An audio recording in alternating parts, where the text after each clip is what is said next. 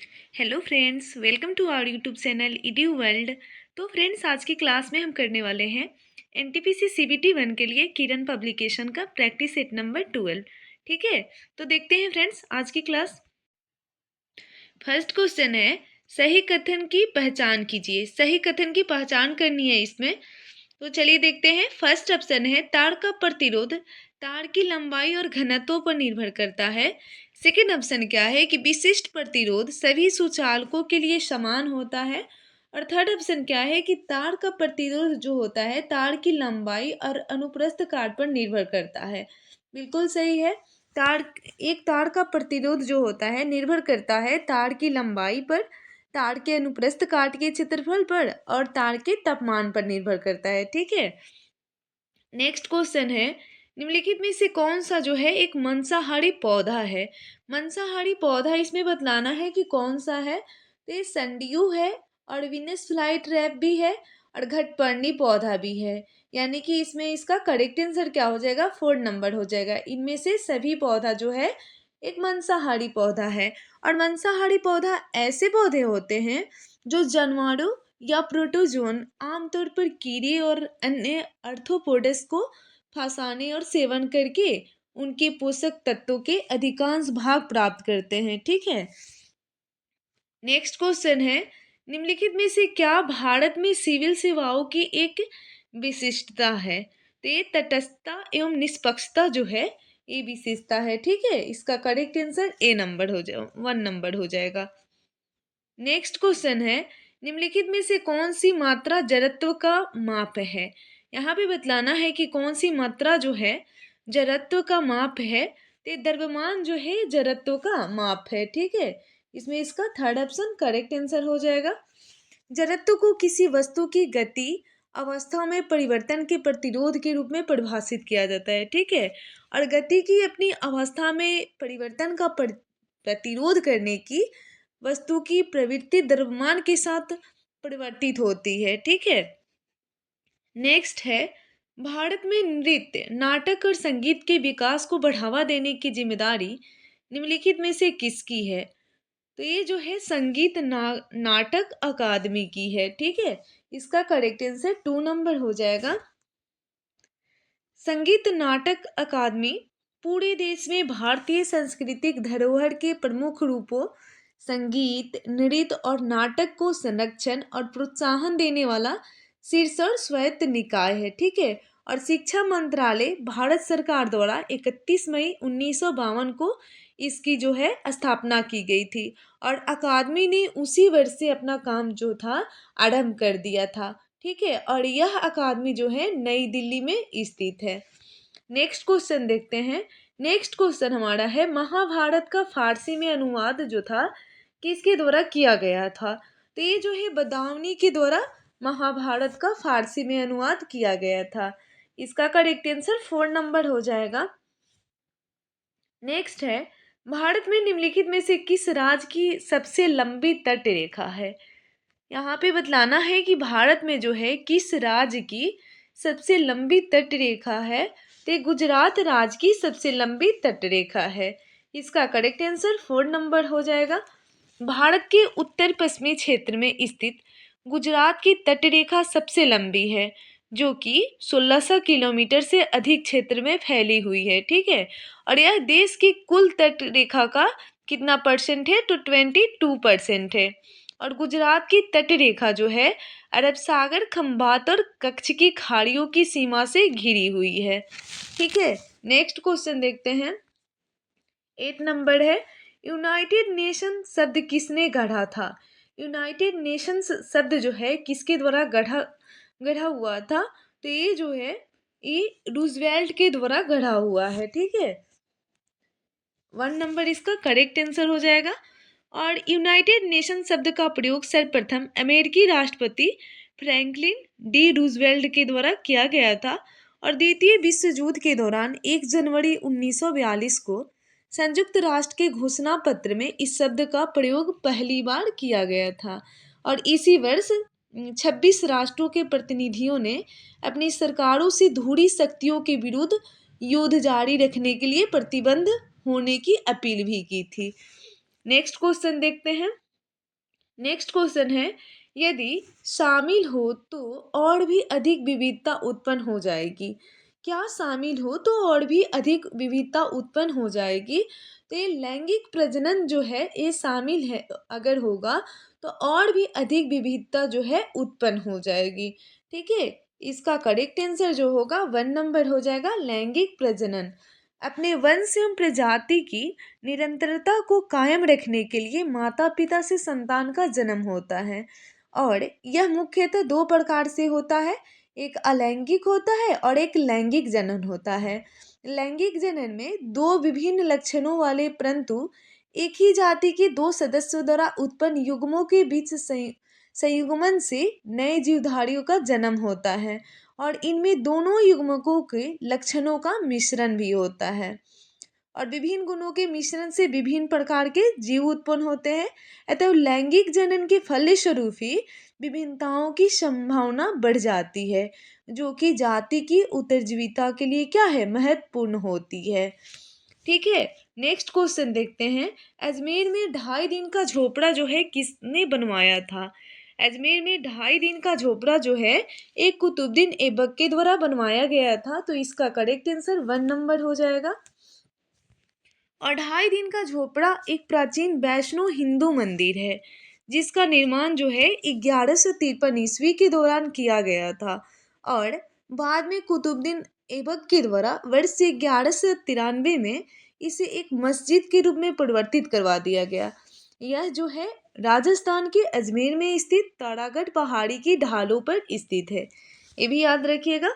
Next question है, अंतर्राष्ट्रीय महिला दिवस कब मनाया जाता है। तो अंतर्राष्ट्रीय महिला दिवस जो है 8 मार्च को मनाया जाता है। तो इसमें इसका करेक्ट आंसर जो होगा 1 नंबर हो जाएगा। अंतर्राष्ट्रीय महिला दिवस 8 मार्च को मनाया जाता है और अंतर्राष्ट्रीय महिला दिवस जो है प्रतिवर्ष 8 मार्च को मनाया जाता है।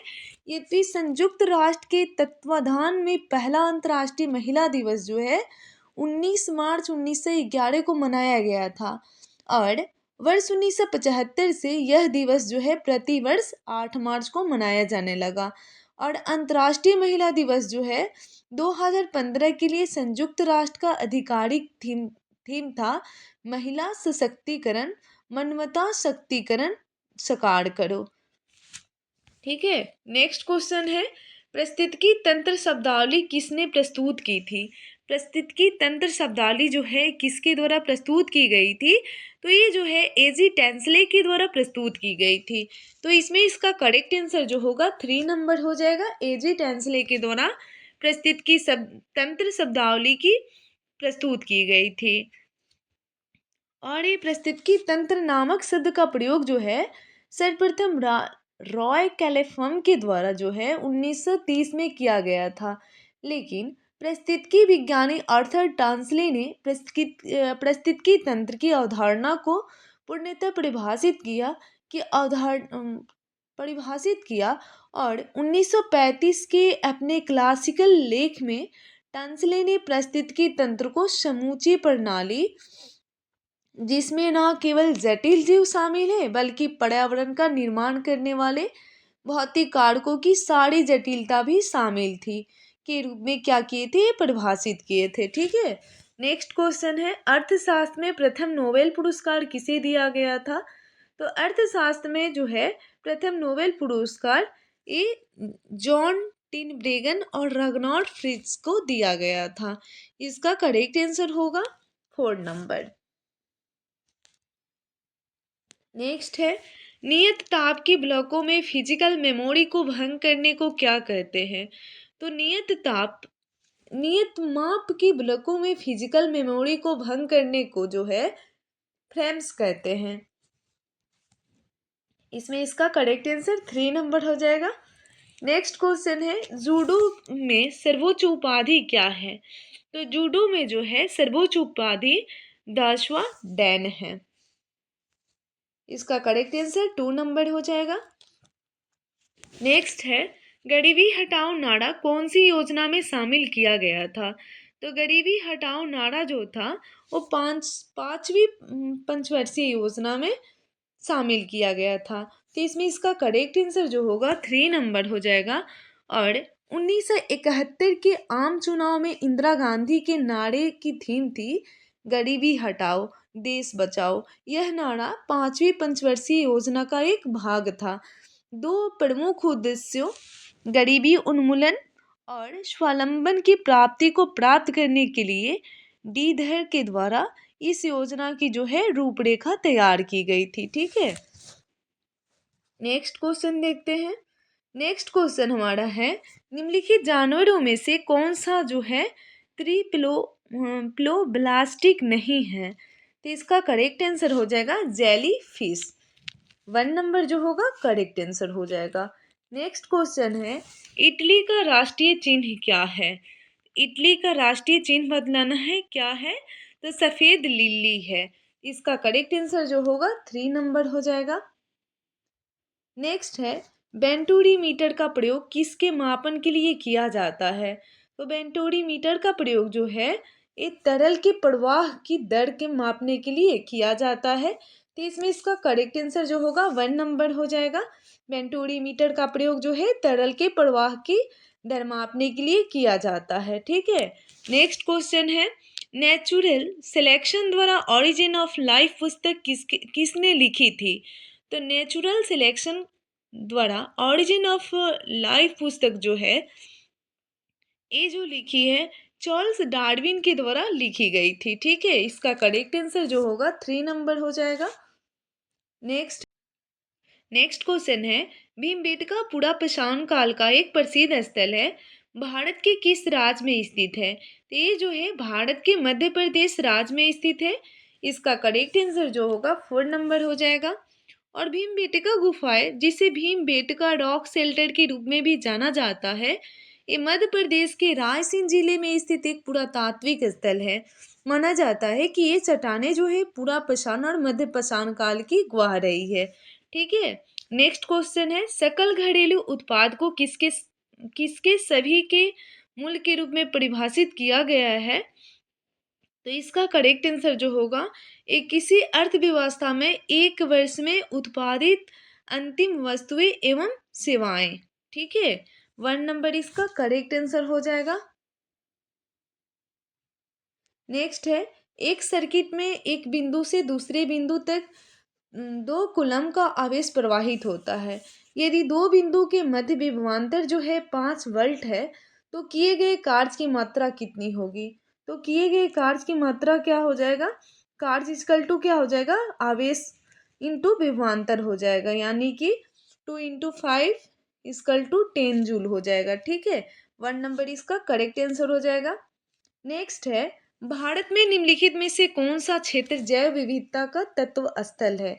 यहाँ पे बतलाना है कि भारत का कौन सा क्षेत्र जो है जैव विविधता का तत्व स्थल है। तो इसका करेक्ट आंसर 2 नंबर हो जाएगा, पश्चिमी घाट है।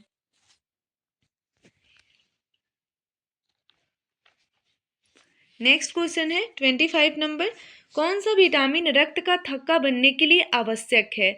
यहाँ पे बतलाना है कि कौन सा विटामिन जो है रक्त के थक्का बनने के लिए आवश्यक है।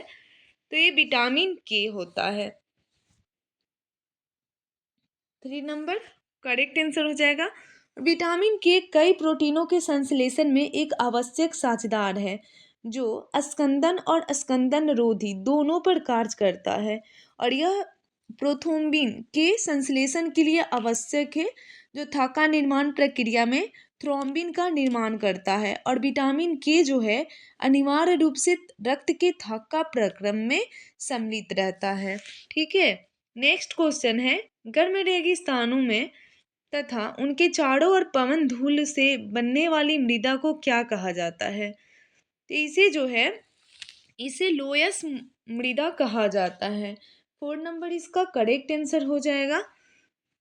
नेक्स्ट क्वेश्चन है 27 नंबर निम्नलिखित में कौन सा जो है कथन सही है।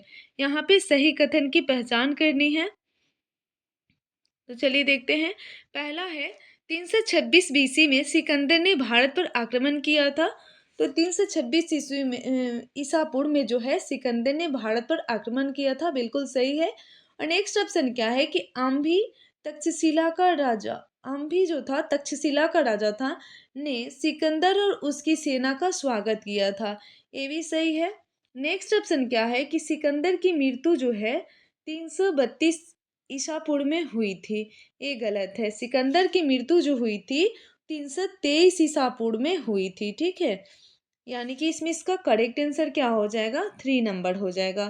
केवल 2 और 1 और 2 जो है सही है। नेक्स्ट है India after Gandhi the history of the world's largest democracy नामक पुस्तक के रचयिता कौन है। तो इस पुस्तक के रचयिता जो है रामचंद्र गुहा है। इसका करेक्ट आंसर 2 नंबर हो जाएगा। नेक्स्ट है निम्नलिखित में से यूनेस्को यूनेस्को की intangible cultural heritage humanity form India में क्या शामिल नहीं है। तो इसमें जो है ये बिहू शामिल नहीं है। इसका करेक्ट आंसर जो होगा 3 नंबर होगा। नेक्स्ट है 1926 में नौजवान भारत सभा किसके द्वारा बनाई गई थी। तो 1926 में जो नौजवान भारत सभा जो थी ये जो है ये भगत सिंह के द्वारा बनाई गई थी। ठीक है, इसका करेक्ट आंसर 1 नंबर हो जाएगा। नेक्स्ट है 31 नंबर मेगास्थनीज भारत आने वाले सबसे शुरुआती खोजकर्ताओं में से एक था। उसका संबंध किस देश से था। तो इसका संबंध जो था ये यूनान देश से था। इसका करेक्ट आंसर 1 नंबर हो जाएगा। और मेगास्थनीज एक प्राचीन यूनानी इतिहासकार, राजनयिक और भारतीय नृवंश विज्ञानी और हेलेनिस्टिक काल के खोजकर्ता थे। ये जो थे चंद्रगुप्त मौर्य के लिए सेल्यूकस राजवंश के सेल्यूकस निकेटर का राजदूत बना और उन्होंने अपनी पुस्तक इंडिका में जो है भारत का वर्णन भी किया। ठीक है, नेक्स्ट है किताब उल हिंद पुस्तक किसके द्वारा लिखी गई है। तो किताब उल हिंद पुस्तक जो है ये अल बरूनी के द्वारा लिखी गई है। इसका करेक्ट आंसर जो होगा 2 नंबर हो जाएगा। और किताब उल हिंद भारत का इतिहास अबू रिहान अल बरूनी के द्वारा लिखित एक प्रसिद्ध अरबी मूल पाठ है। अल बरूनी मोहम्मद गजनी के साथ भारत आया था और यह पुस्तक भारतीय धर्म और दार्शनिकता, त्योहारों, खगोल विज्ञान, कीमिया, रीति और रिवाज, सामाजिक जीवन, प्रतिमा विज्ञान, नियम और माप पद्धति पर एक विशाल पाठ्य पुस्तक है। नेक्स्ट है एन एरा ऑफ डार्कनेस पुस्तक किसने लिखी है, जो बड़े पैमाने पर औपनिवेशिक भारत की गंभीर वास्तविकताओं का वर्णन करती है। तो ये जो है ये शशि थरूर के द्वारा लिखी गई है। इसका करेक्ट आंसर 2 नंबर हो जाएगा। नेक्स्ट है धारणीय विकास की संकल्पना जो है किससे संबंधित है। तो धारणीय विकास की संकल्पना जो है ये अंतरपौधीय साम्य से संबंधित है। इसका करेक्ट आंसर 4 नंबर हो जाएगा। नेक्स्ट है सुमेलित कीजिए। यहाँ पे सुमेलित करना है। पहले में दिया गया है आश्रम और यहाँ पे सेकंड में क्या दिया गया है, आयु दिया गया है। तो चलिए इसको देखते हैं। ए ब्रह्मचर्य के लिए आयु कितना होता है। तो इसके लिए आयु जो होता है जन्म से 25 वर्ष। और गृहस्थी जीवन के लिए आयु कितना से कितना होता है। तो गृहस्थी जीवन के लिए जो है 25 से 50 वर्ष इसकी आयु निर्धारित की गई है। और वानप्रस्थ के लिए जो है वानप्रस्थ के लिए 50 से 75 वर्ष। और सन्यासी जीवन के लिए कितना से कितना तक है। तो 75 से 100 वर्ष तक है। ठीक है, यानी कि इसमें इसका करेक्ट आंसर जो होगा 4 नंबर हो जाएगा। नेक्स्ट क्वेश्चन है वह कौन सा अधिनियम है जिसे मार्ले मिंटो सुधार के नाम से भी जाना जाता है। यहाँ पे बतलाना है कि वह कौन सा अधिनियम है जिसे जो है मार्ले मिंटो सुधार के नाम से भी जाना जाता है। तो इसका करेक्ट आंसर हो जाएगा 2 नंबर भारतीय परिषद अधिनियम 1909 को मार्ले मिंटो सुधार के नाम से भी जाना जाता है। 2 नंबर इसका करेक्ट आंसर हो जाएगा। नेक्स्ट है ब्लू चिप कंपनी क्या है। ब्लू चिप कंपनी जो है ब्लू चिप कंपनी आर्थिक रूप से बहुत मजबूत होती है। इसमें इसका करेक्ट आंसर जो होगा 2 नंबर हो जाएगा। नेक्स्ट क्वेश्चन है 38 नंबर, राजस्व की रैयतवाड़ी प्रयोग का प्रारंभ किसके द्वारा किया गया था? राजस्व में रैयतवाड़ी प्रयोग का प्रारंभ जो है किसके द्वारा किया गया था? तो ये जो है अलेक्जेंडर रीड के द्वारा किया गया था। इसमें इसका करेक्ट आंसर 2 नंबर हो जाएगा। नेक्स्ट है, निम्नलिखित में से कौन सी अग्नेय चट्टान नहीं है? यहाँ पे बतलाना है कि कौन सी जो है अग्नेय चट्टान की उदाहरण नहीं है। तो इसका करेक्ट आंसर हो जाएगा सेल जो है अग्नेय चट्टान की उदाहरण नहीं है, जबकि पेरिडोटाइट है, ग्रेनाइट है, एस्कोरिया है और सेल नहीं है।